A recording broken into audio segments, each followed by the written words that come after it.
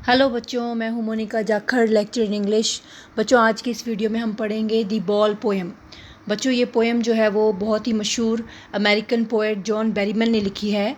और इस पोएम में जो पोएट है उन्होंने एक बहुत ही सिंपल से इंसिडेंट्स का वर्णन किया है, डिस्क्रिप्शन की है। और वह सिंपल इंसिडेंट्स क्या है कि एक छोटा सा बच्चा गेंद से खेल रहा होता है और उसकी जो गेंद है, जो बॉल है, वो गुम हो जाती है, वो पानी में गिर जाती है। और जैसे ही उस बच्चे की बॉल खो जाती है तो वह बहुत ज़्यादा उदास हो जाता है, वो है कांपने लगता है डर से। तो कवि ने, हालांकि ये इंसिडेंट्स बहुत ही सिंपल सी साधारण सी घटना है, लेकिन इसके पीछे कवि एक बहुत ही गहरा, मतलब जो है बहुत ही गहरा संदेश हमें कन्वे करना चाहता है। बहुत गहरा मैसेज है इसके पीछे कि जो बॉल है वो एक सिंबल है, वो मैन के पोजेशन का, यानी कि इंसानों की जो पोजेशन होता है, यानी उनकी जो संपत्ति होती है, जिन चीज़ों पर वह अपना मालिकाना हक जताते हैं, उन चीज़ों के लिए यहाँ पर जो बॉल है वो एक सिंबल है। तो जब हमारी भी कोई व्यक्ति, कोई चीज़ खो जाती है, यानी कि जो हमारी संपत्ति है अगर वह खो जाती है, तो कभी हमें यह संदेश देना चाहता है कि हमें निराश नहीं होना चाहिए, क्योंकि losses and gains are a part of life. यानी कि जो खोना और पाना जो है वो जीवन का हिस्सा है और हमें उसे एक्सेप्ट करना चाहिए। यहाँ चीज़ें ही नहीं बल्कि हम अपने रिलेशनशिप्स या अपने लव्ड वंस को भी कभी कभी खो देते हैं जीवन में। तो उस रियलिटी को, उस वास्तविकता को हमें स्वीकार करना आना चाहिए। तो बच्चों, इस पोएम को हम शुरू करते हैं। तो शुरुआत में पोएट कहता है, a boy loses a ball, यानी कि एक बच्चा अपनी गेंद खो देता है। He is very upset, upset का मतलब उदास होना, वह बहुत उदास हो जाता है। A ball doesn't cost much, हालांकि कवि कहता है कि एक बॉल क्या कोई ज़्यादा कॉस्ट नहीं होती, कोई ज़्यादा खर्चीली, कोई ज़्यादा महंगी नहीं होती है। Nor is it difficult to buy another ball, और ना ही कोई दूसरी बॉल खरीदना इतना ही कोई मुश्किल काम है। Why then is the boy so upset, फिर वह बच्चा इतना निराश क्यों है, इतना उदास क्यों है। यानी कि बॉल को खरीदा भी जा सकता है दोबारा से, लेकिन फिर वह बच्चा इतना उदास क्यों है। Read the poem to see what the poet thinks has been lost. तो हम ये कविता पढ़ेंगे और जानेंगे कि कवि के अनुसार क्या चीज़ खो गई है। And what the boy has to learn from the experience of losing something, और किसी चीज़ को खो देने के एक्सपीरियंस से, यानी कि अनुभव से उस बच्चे ने क्या सीखा है। तो बच्चों, फर्स्ट लाइन जो है पोएम की वो है, what is the boy now who has lost his ball, what is he to do, I saw it गो।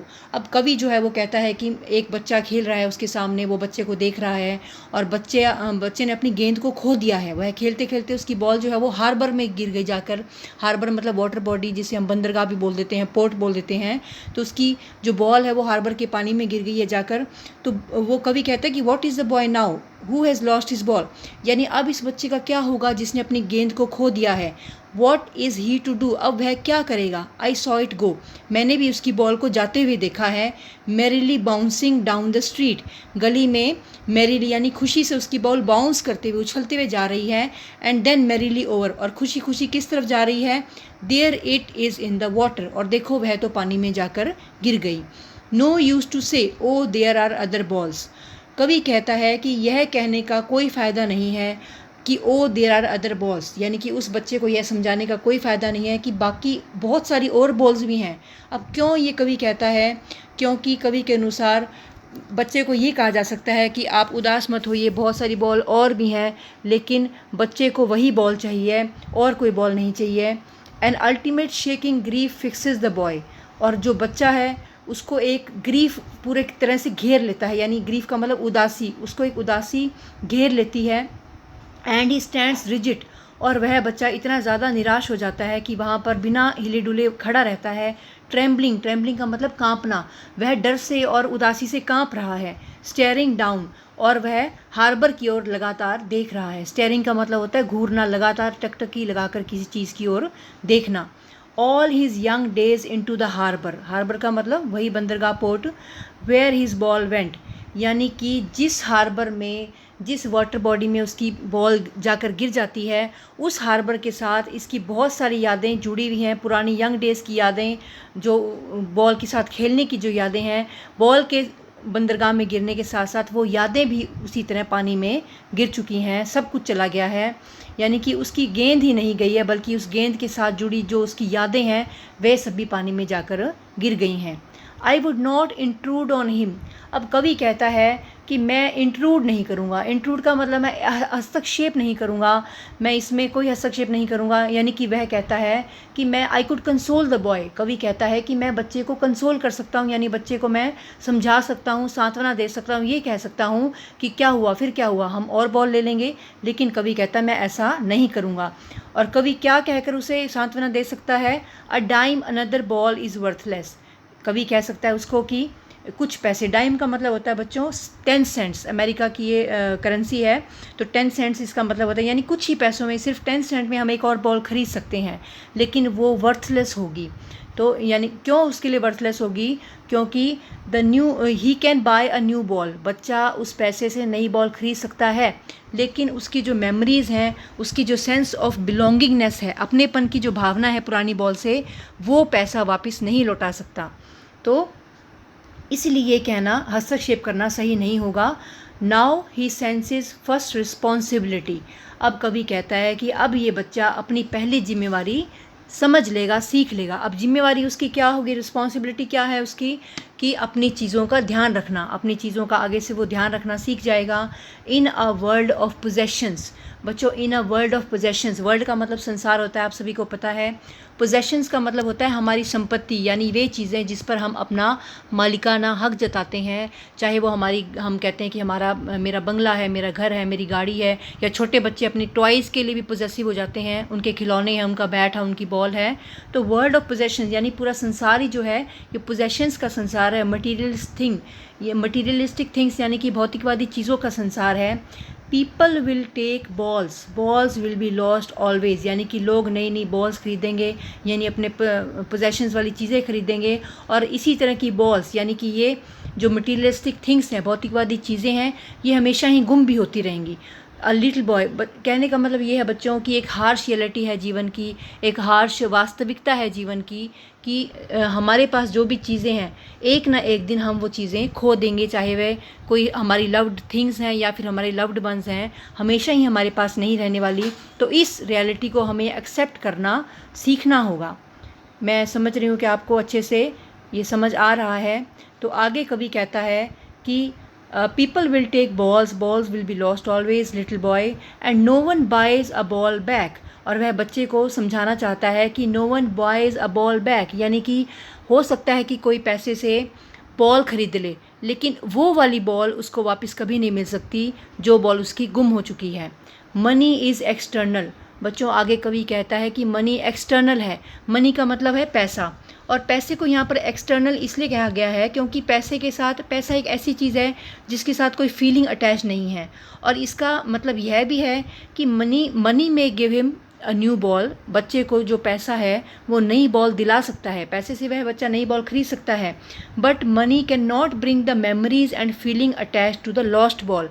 लेकिन वो पैसा उस बच्चे को वे सारी यादें और वे सारी भावनाएं नहीं वापस दिला सकता जो भावनाएं उसकी पुरानी बॉल के साथ में जुड़ी थी। इसलिए यहाँ पर बच्चों मनी को एक्सटर्नल कहा गया है। आगे कवि कहता है ही इज़ लर्निंग, वह सीख रहा है। ही यहाँ पर बच्चे के लिए कहा गया है जिसकी बॉल खो गई है। ही इज़ लर्निंग, वह सीख रहा है। Well behind his desperate eyes, अपनी निराश आंखों के पीछे वह एक लेसन सीख रहा है। अब डेस्परेट आइज़ क्यों कहा गया है? क्योंकि वह बहुत उदास है, वह बहुत निराश है, अपनी बॉल के खो जाने से बहुत ज़्यादा दुखी है। तो अपनी दुखी आंखों के पीछे वह कुछ सीख रहा है। अब क्या सीख रहा है? The epistemology of loss. Epistemology बोलते हैं बच्चों नॉलेज को, ज्ञान को। एपिस्टेमोलॉजी ऑफ लॉस यानी कि कुछ खो जाने के ज्ञान को वह सीख रहा है। हाउ टू स्टैंड अप, और वह क्या सीख रहा है? हाउ टू स्टैंड अप, यानी कि किसी नुकसान के बाद, किसी हानि को झेलने के बाद किस तरह से कोई व्यक्ति अपने जीवन में फिर से खड़ा होता है, वह ये करना सीख रहा है। Knowing what every man must one day know, यानी कि आज वह बच्चा बॉल के, अपनी गेंद के खो जाने के बाद वह लेसन सीख रहा है, जो पाठ हर व्यक्ति को अपने जीवन में कभी ना कभी सीखना होता है, और हर व्यक्ति सीख ही लेता है। And most know many days how to stand up, और आज बहुत सारे लोग ये जान चुके हैं कि किस तरह से अपने हानियों को बर्दाश्त करने के बाद उनके साथ ही उनको एक्सेप्ट करने के साथ साथ जीवन में खड़े होना हमें सीखना है।